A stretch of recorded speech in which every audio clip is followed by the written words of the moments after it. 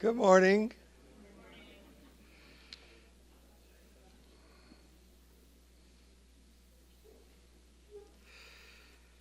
So,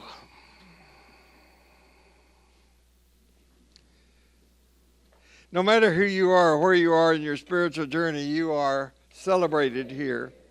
So we begin in silence. It's a way just to acknowledge our intention, to recognize that we live inside the heart of sacred mystery and that this sacred mystery seeks to find expression through how we live our lives. If it helps to close your eyes, do that. May grace be in our heads and in our thinking.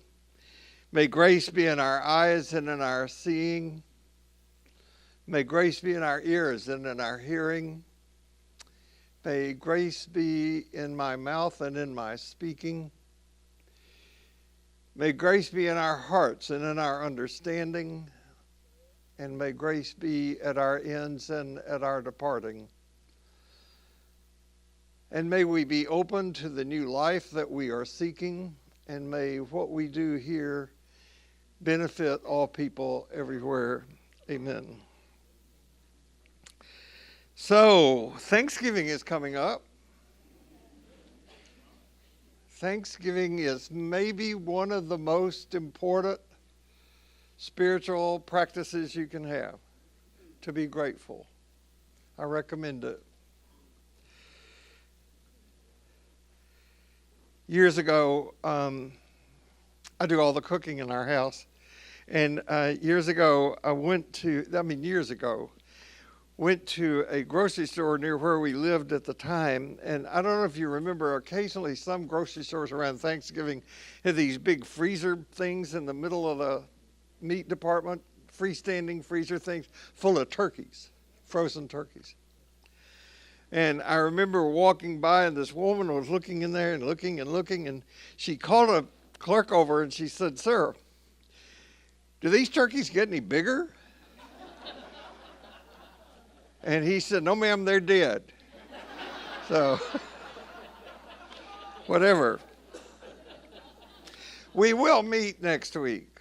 But I want to bring to you a really thoughtful class. And like you, we would like time to enjoy family and so forth. So I'm going to ask for your help in constructing next week's time together. You're going to be given, you probably get some help getting these. You're going to be given some cards and pens. Do we have pens? Could you get them? Or somebody will get them. You're going to have somebody distribute cards to you and pens. And the request is that you write down any question that you would like to have answered in this class by either me or Holly next Sunday. Now, I've already been told a couple of questions. One asked us to talk about infinity. And I said, well, that'll take forever.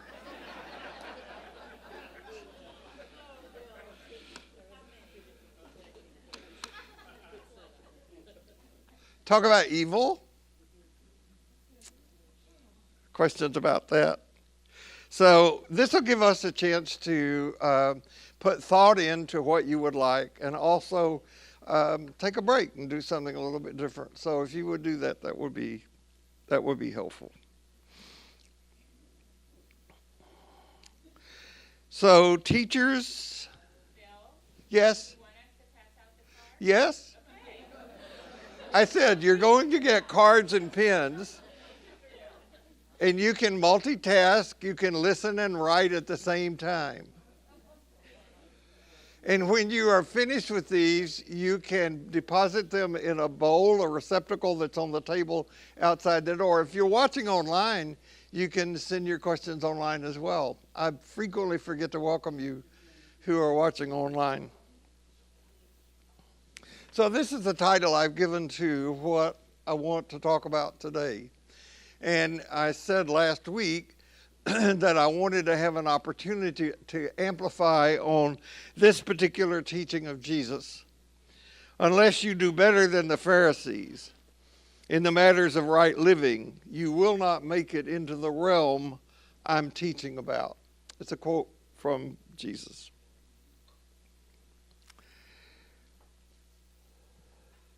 You know, like many words in the English language, the word teach comes from originally a Sanskrit through, I think, eventually Latin and then into English. And most words, the shorter they are, the older they are in human usage. Like the word be, are. The word teach is a short word. And like most of these words, they start as picture words. In Sanskrit, the picture word for teach is a finger pointing. So to teach is to point something out. The finger is the teacher. What is pointed out is the teaching. And to be involved in the process of pointing something out as a teaching is to do teaching. So teach, teaching, teachers. It's what I want to talk about today. So what is the source of our learning? And what's the content? And what are our roles as teachers? Which is implied in the teaching, you have to be better than the Pharisees. And it's also implied in the title of what I talked about last week. We are to be custodians of consciousness. So how do we carry that out in the world? I remember we're on this flow, light of the world, let your light shine, you're to be teachers, so forth. That's where we are. Now, I frequently refer to my teacher in giving these talks. And when I do that, I do have a specific person in mind. However, it's not always the same person. Because what I'm pointing to is the function, not some bit of biography about someone. So in every religious tradition since the beginning of human history, there have been teachers. And usually to become a teacher in a tradition, a person has to go through some process of vetting and training.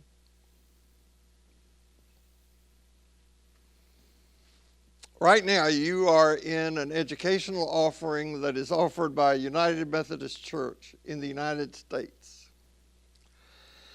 And to become an ordained minister in the United Methodist Church in the United States is not an easy, quick process. Most religions require, and again, this can be traced back to the earliest of times, that someone who is set aside, which is what the word ordained means. Somebody is ordained, it simply means they have been set aside for a particular function. If somebody is in that process, it means that they go through some education, training, supervision to ascertain the fitness of that person to be of service, to teach in that tradition. Now, this is true in most professions. Electrical, plumbing, bricklaying, medicine, accounting, flying an aircraft. There's a process that people go through of training and apprenticeship to be able to do what they do. The only profession that I know of that does not require that is law.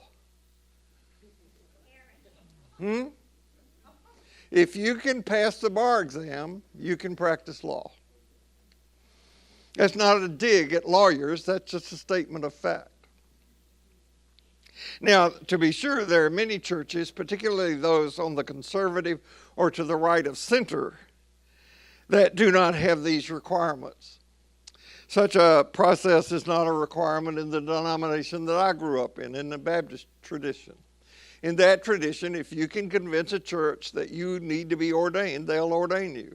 No education requirements, no supervision, you're just in. Now, I'm not saying that this vetting, educational, supervising, licensing process is perfect in keeping out the kooks. It isn't. I mean, you can see that in any profession, right? However, I think most of us who receive services from someone, we want that person in some way to be credentialed about what they do. I do not want to fly on an aircraft where the person flying the plane has merely read a book about it. Now, when it comes to teachers of religion and spirituality, and those are not the same, that same thing holds true. For example, when I hear a sermon or homily, I want to sense in my heart and gut that that person is giving me material that is more or less original to them, that it matters to them, and that they believe it.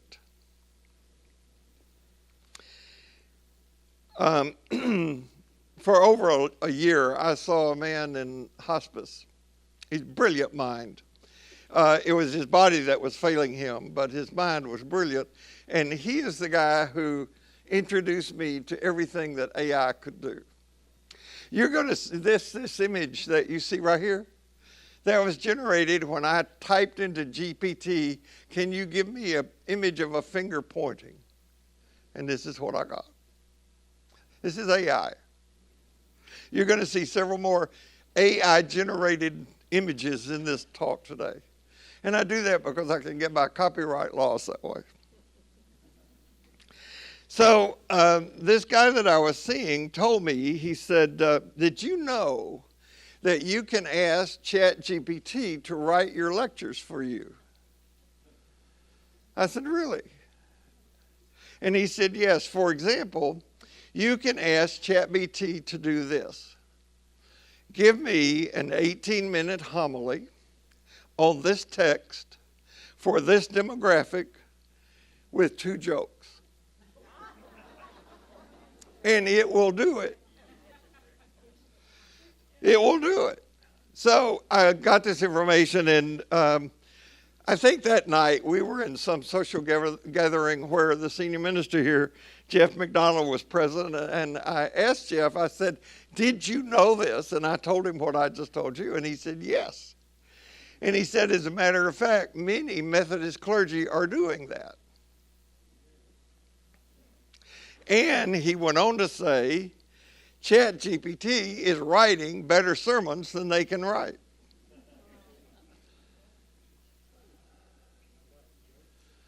Probably the jokes too. I would not want to be the victim of such a sermon.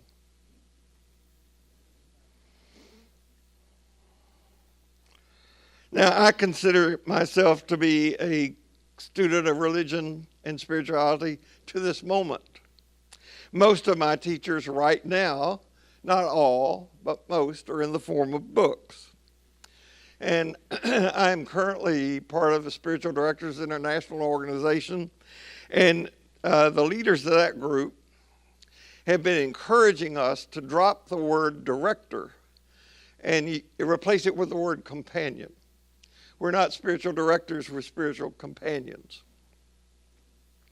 So I think having somebody in our circle that we consciously acknowledge as a spiritual companion or teacher is part of what I think it means to be custodians of consciousness.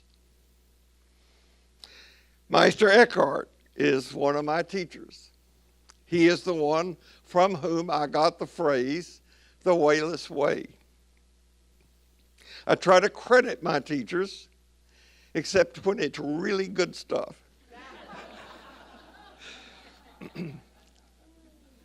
I consider Sarah Grant a teacher, and Christian Wyman, who introduced me to Sarah Grant. It's Sarah Grant from whom I got the phrase I love so much. It is not the way because Jesus walked it. Rather, Jesus walked it because it is the way. Now, the main teacher behind what I offer in here is Jesus. This icon image that you see is the Christ Pantocrator. It is the oldest known iconic representation we have of Jesus. It comes from Egypt, sometime in the 5th century, late 5th century. It's not the earliest depiction we have of Jesus. It's the earliest iconic depiction we have of Jesus. And if you go to Greece, if you go to Turkey, you see this everywhere. It's in churches, it's everywhere. Now, both Jesus scholar Marcus Borg and novelist Flannery O'Connor have said that in spite of the fact that Western culture is what they call Christ-obsessed, that's Flannery O'Connor's phrase, they both say that Jesus is likely the most misunderstood, misconstrued person in human history. Now, I hold the education programs of churches responsible for this. There's a vast amount of very valid information relative to the origin and development of all religions that is available now virtually at your fingertips with your phone or your smart device. All you have to do is access it, ask questions. Now, I want to insert something here that applies to this gathering about teachers and teachings. This is like a large group of people, and we are all in different places on the wayless way. When it comes to religious knowledge and information, we're in different places. We're all at different places in personal experience when it comes to these things. Most Sundays, there are at least 2 ordained clergy in this gathering, as well as people who have worked for churches. There are 3 today that I've counted. There are people here who work for organizations, religious organizations, people who have a lot of knowledge about religion and the Bible, and some of you don't. Some of you have been attending church and Sunday school for years, and some of you are just beginning. Indeed, some of you, because of your past experience with organized religion, it's a challenge to walk into this place. Some of you like and appreciate the religious ritual that's done across the plaza. Some of you won't even consider going into that space. We are in different places. So when I picked a teacher to work with, when I wanted to deepen my knowledge and understanding of Jungian psychology, I picked somebody that I thought was the best. And he said something to me very early in our work together that I want to say to you. One of the things he said was, we are both on the same path, moving in the same direction.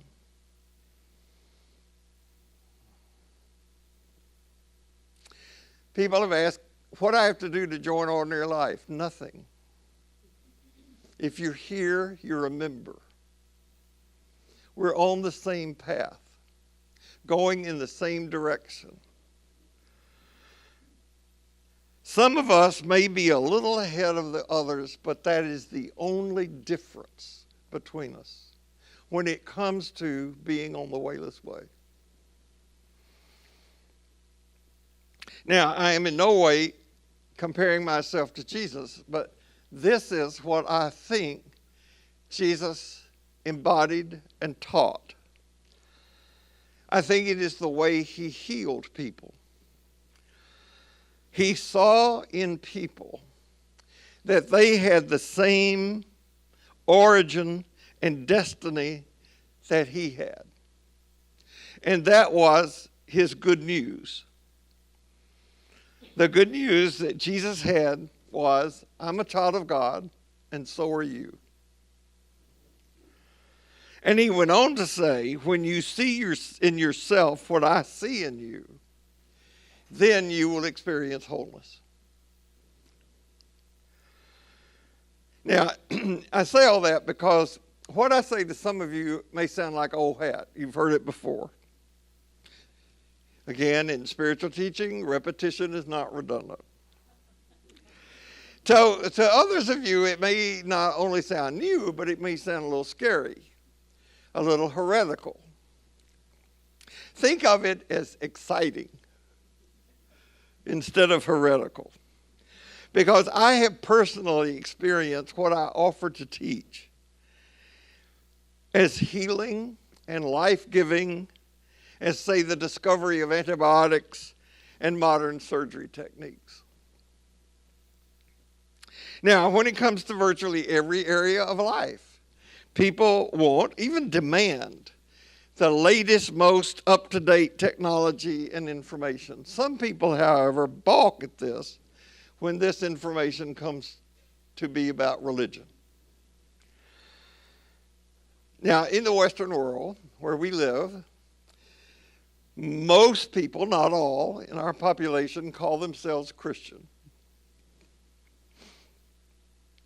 Now, if you were to go to most of those people and say, did you know that if you rub pomegranate molasses on yourself at night while you're standing nude under a full moon, you will become invisible? They will think correctly that you're nuts. But these same people hold it, that they have a book in their house that was written by God, and that the red letters in that book were things Jesus actually said.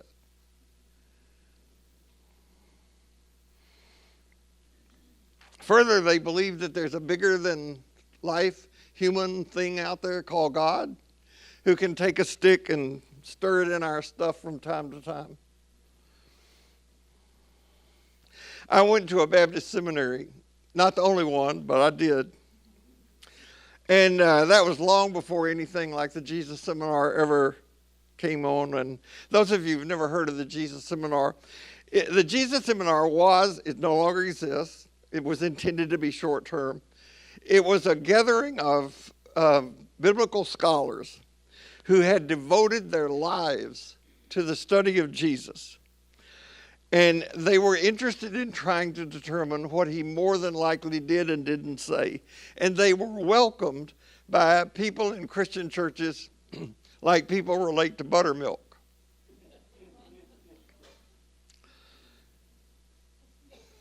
My father loved buttermilk. And he would pour a glass of buttermilk and he would drink it and look at the glass, how it gathered on the side, and then he'd drink some more. So I thought it would be good to drink.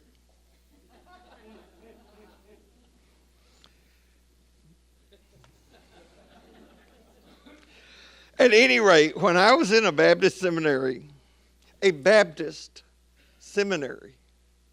we were taught that there was no way to know what Jesus actually said. Now, this is way before the fundamentalists took over that school and ruined it. We were taught that what we could know was what the early followers of Jesus said he said. Now, if any of us went from seminary to the churches we were appointed and repeated this, we were in trouble because the education program of the churches we served did not teach this. And that's true for most of Protestantism and Catholicism in the United States to this moment. I'm licensed by the state of Texas to do psychological work. And I cannot tell you how many times over the years I've heard someone say, I don't need a therapist, I don't believe in therapy. And this is usually reported to me by women who say this is what the men in their lives say. And yet those very men will go pay thousands of dollars to take golf lessons. A little ironic, isn't it?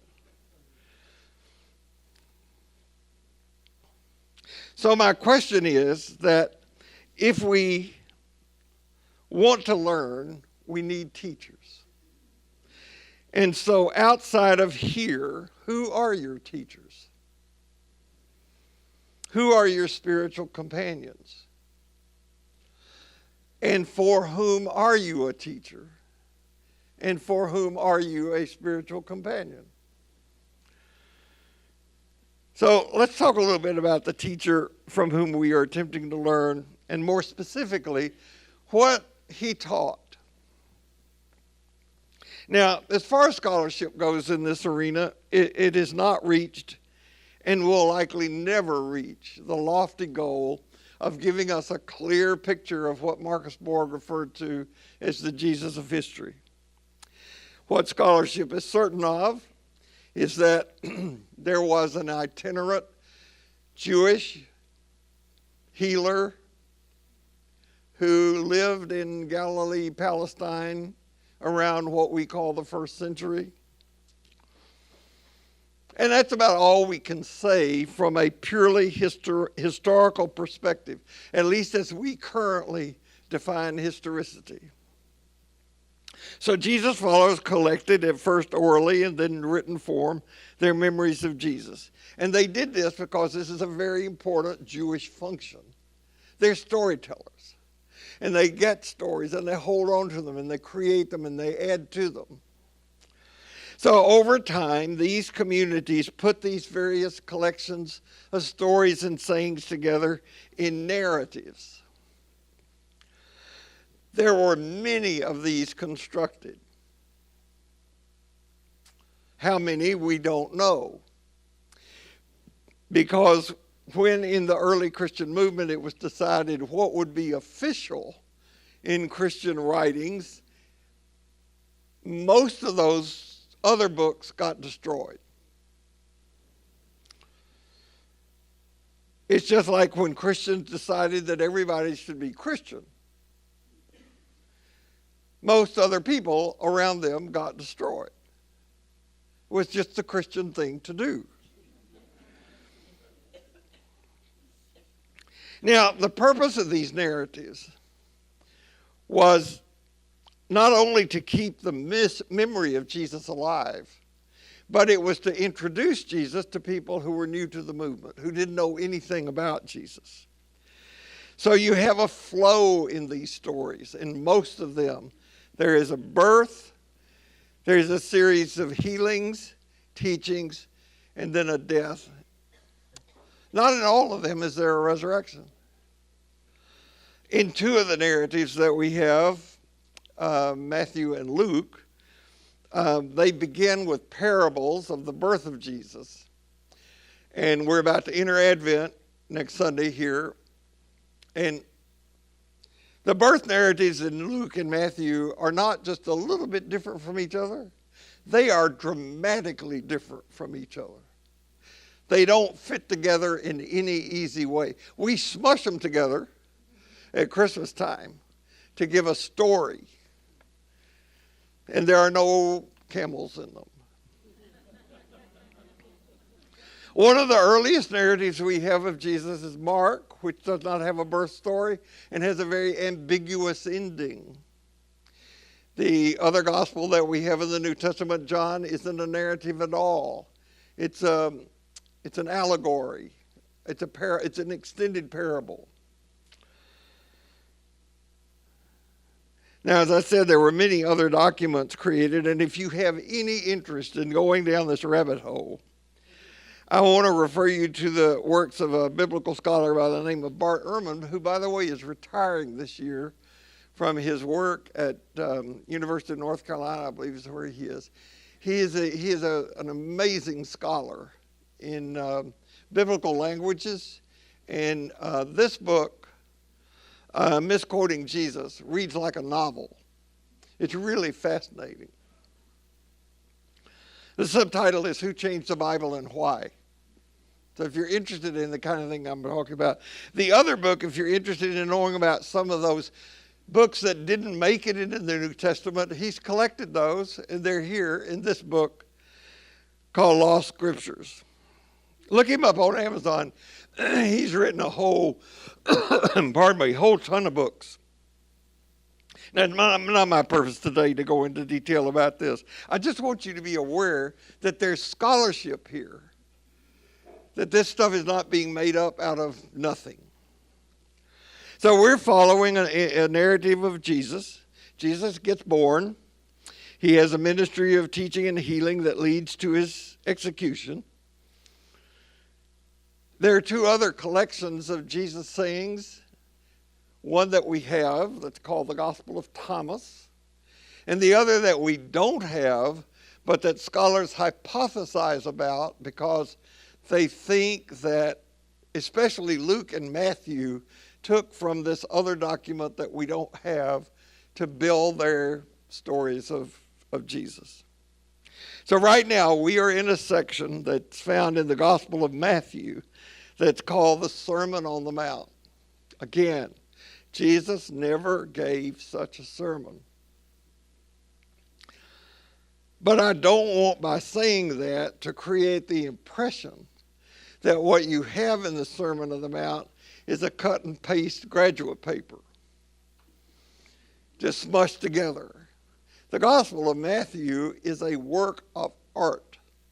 It is exquisitely beautiful. It is incredibly well crafted.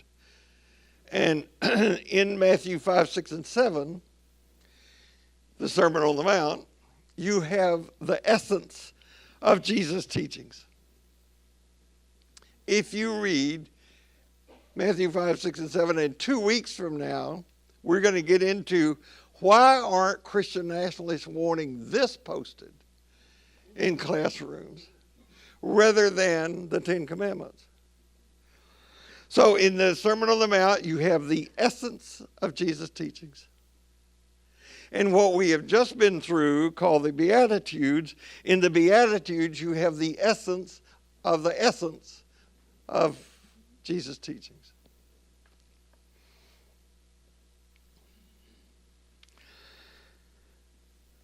Now, most scholars believe that this Gospel of Matthew was composed, it wasn't written, it was composed around the year 90.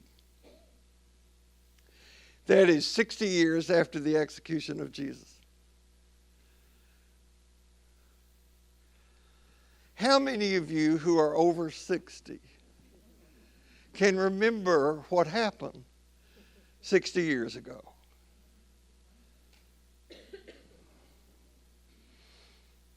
The Jesus that we have is a product of the collective imagination of the community that he inspired into existence. Up until Rome, there were many different understandings of what it meant to be Christian.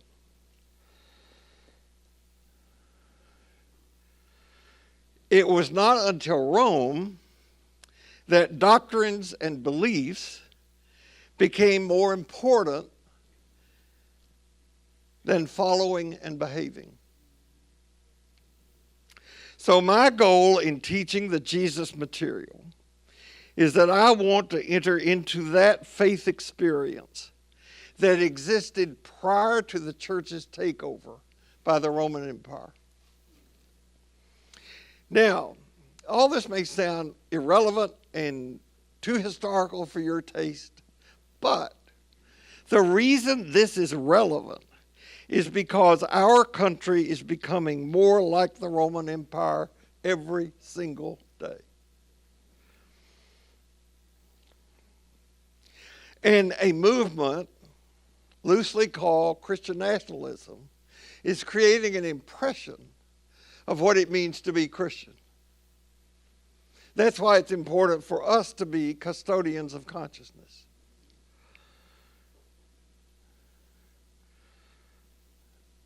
By the way, I don't know what you think it means to be Christian. I don't know what Christian nationalists think it means to be Christian. A variety of things. But whatever it means, it's not the same as following Jesus. Those are different. So at the time Jesus was doing his healing and teaching, everybody lived under what was called the Roman Empire. Jews were allowed to have their worship in synagogues and especially a temple. Temple was a big deal in Jerusalem. And those people who were head of those organizations, who had gone to seminary and been vetted, they functioned in those organizations with the permission of the Roman Empire. And over a period of time, most of them began to collude with the Roman Empire to keep their jobs and to stay in favor. So the Jews at that time, and this includes Jesus, did not have doctrines that they believed in. They did not have affirmations of faith. They had laws. And the two main laws, according to Jesus and to the Hebrew Scriptures, were that they were to have one God, which we need to talk about, because there is nothing that's more divisive than monotheism in human culture. They were to have one God, and they were to love their neighbor. That was it. So by the time of Jesus, there was a group of Jews known as the Pharisees, whose job it was to enforce these laws. But by the time of Jesus, these laws had evolved into more than two, actually a little more than 700. And the Pharisees went around correcting people who didn't keep the law. If you looked in the mirror on a Sabbath, that was breaking the law, because you might see something that needed fixing and fix it, and that was work. And that was breaking the law. Over 700 of them. You broke the law, then you were excluded from the community, which at that time was a real punishment. Now, in order to get back into the community, you went to one of the priests at the discretion of the Pharisees to get yourself pronounced clean. And the way that you did that was by paying money to the priest, and then you were back in. And Jesus came along and said, this is not right. We got to fix this. And the way that he did it was going about by breaking laws. He ate with the wrong people at the wrong time. He didn't wash his hands. He worked on the Sabbath. He just did things that just drove the Pharisees up the wall. And so he called them hypocrites, which is not even a good thing to call somebody today. Now, I don't want to get the impression the Pharisees were really good people. They're really good people who believe some awful things and behave in some awful ways.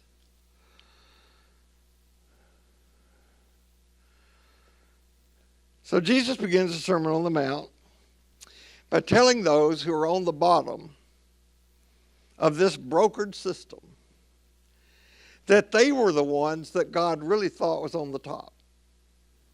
Oh, that irked those people who were Pharisees. Further, Jesus went so far as to say that the tax collectors, the whores, and the poor are at the head of the line. The seminary graduates did not like that. Now, Jesus is not saying to them, you have it made because you're at the bottom. What he is saying to them is, because you are at the bottom, you have a better chance of understanding what it is that I'm trying to teach. And what I'm trying to teach is humility, justice, and peace. These are the three things that are at the heart of the teaching. So, Sermon on the Mount, 3 chapters is the essence. Beatitudes is the essence of the essence. And this is the essence of that. This is it. So he points to the Jewish leaders and he says to those who are absolutely captivated by his presence, his character, his clarity, he points to the Pharisees and he says to these people, you got to do better than that. Now, I want to be clear. Jesus isn't saying that what we do doesn't matter. It does. What he's saying is, what matters is why we do it. It is what proceeds from the inside that matters. So one night after a nice meal and evening with his friends and family, a man goes to bed. He reads a bit, as is his custom, falls into a deep, restful sleep. And in the middle of the night, he is awakened by a tap on his shoulder. And when he opens the eyes, he sees the grim reaper above him, who says to him, I have come to get you, to take you to the other side. And the man is amazingly composed for this unexpected encounter. And after a few minutes, he says, okay, I'm ready to go. Let me get my stuff. And the grim reaper says, maybe you don't understand. You can't take anything with you. And the guy says, well, I think in my case they'll make an exception. And the grim reaper says, why would you say that? And so the guy begins to repeat everything that he's done that is on the positive side. Good stuff. He's kept all the laws. He's given a lot of money to worthy causes. Now, never mind how he got the money. Or that he got big tax write-offs. But he went on, and finally the angel of death said, wait, whoa. I'll go back and check. So the next night he came back and he said to the man, I was mistaken for the first time in all of history. They've made an exception. You can take whatever you want. You have 3 days to get it together. So over the next 3 days, the man converted all of his assets into gold. Sure enough, 3 days later, the angel of death was back and took that man to the path that led to the pearly gates. And he had converted all his assets into gold, filled with 2 bags. Now, I know he couldn't lift 2 bags of gold. This is just a story. So when he gets to the pearly gates, Peter looks at him and says, what? Oh, yeah, I remember, but still you got to go through security. So put those up on the TSA heavenly check-in thing here. So he puts the bags up there, and St. Peter looks at them, and he looks at the man, and he looks back in the bags, and he looks at the man, and he says, wait a minute, let me get this straight. You could have brought anything you wanted up here? Yeah. And you brought pavement?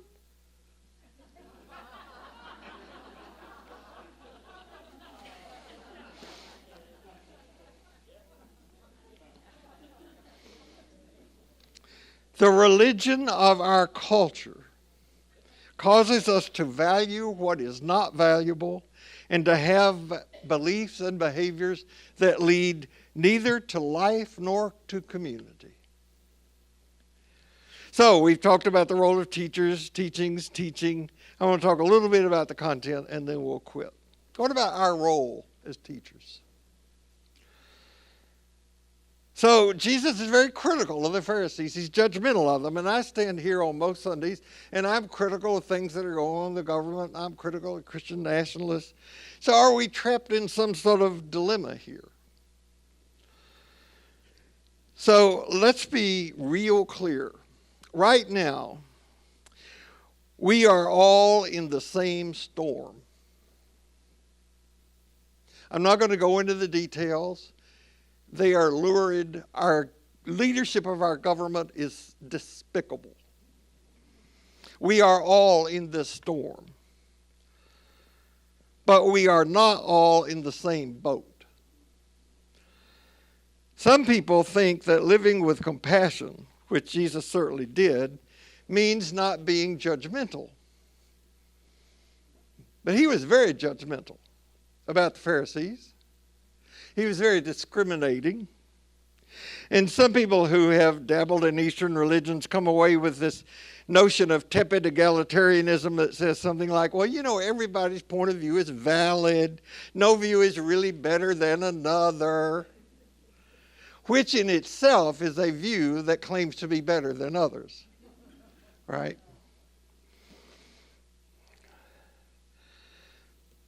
This is a question, when I first got interested in Buddhism years and years and years ago, this is a question that's asked of Buddhists about, if you're really compassionate, what would you do if somebody was trying to shoot your sister? And in Buddhism, that's referred to as idiot compassion. Idiot compassion. If you have an alcoholic friend, and you know that having one more drink will take his life, it is not being compassionate if that person asks you for a drink. That's being stupid. Further, alcoholic or not, living soberly is better than living addicted. That's not a judgment. That's a fact. And we live in a highly addicted culture. Real compassion includes wisdom, so that it makes judgments out of care and concern. It says some things are good, some things are bad. And the way of Jesus calls on us to act on those things informed by wisdom and understanding. What many people by compassion mean is, please be nice to my ego. And I'm going to use psychologically informed language and offer you my translation of something from the Sermon on the Mount, where Jesus says, your ego is your own worst enemy. Anybody who is being nice to it is not being compassionate.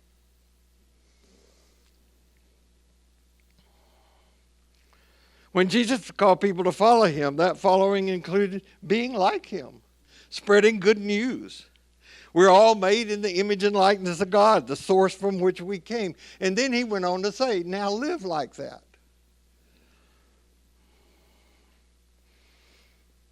One of the things I thought about while working on this talk today was that when some disaster strikes here, like this one, Harvey, everybody came out of the woodwork to help everybody else. People were rescuing people without paying attention to their skin color, without asking about their religious beliefs, their political affiliation. So there are occasions when disaster breaks through our hypnotic spell the culture puts us in, and we begin to see we're all in this together. And then that kind of fades away. We humans are very suggestible, increasingly so. And because of these two factors, plus what some aspects of the social media have done to our culture, we are increasingly controllable, except for those who consciously do the work of being present to presence. And that is the way that we teach.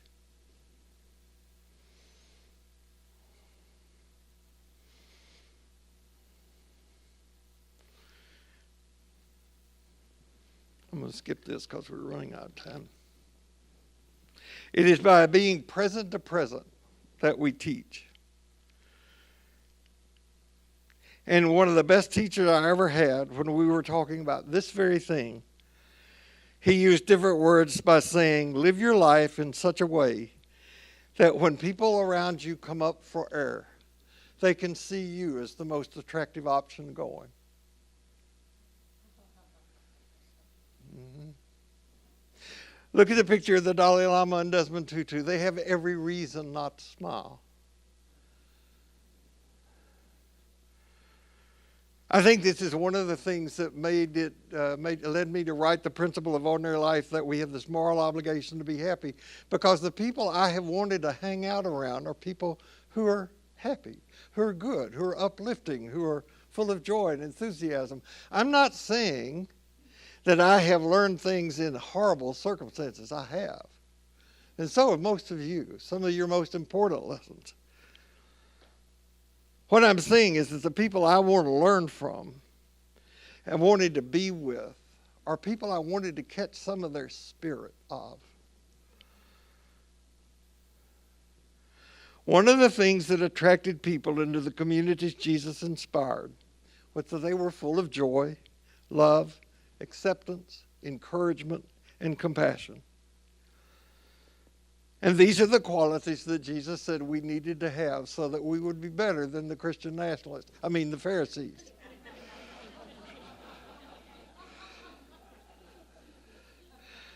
So we look to him as our teacher. We look to what he teaches us as teachings.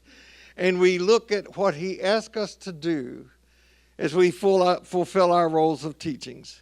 We contemplate, we meditate, and we live in such a way that people may find in us that which attracts them to the journey. Right? Hope you have a great Thanksgiving. Hope you made a lot of questions on your cards, and see you here next week. Thank you.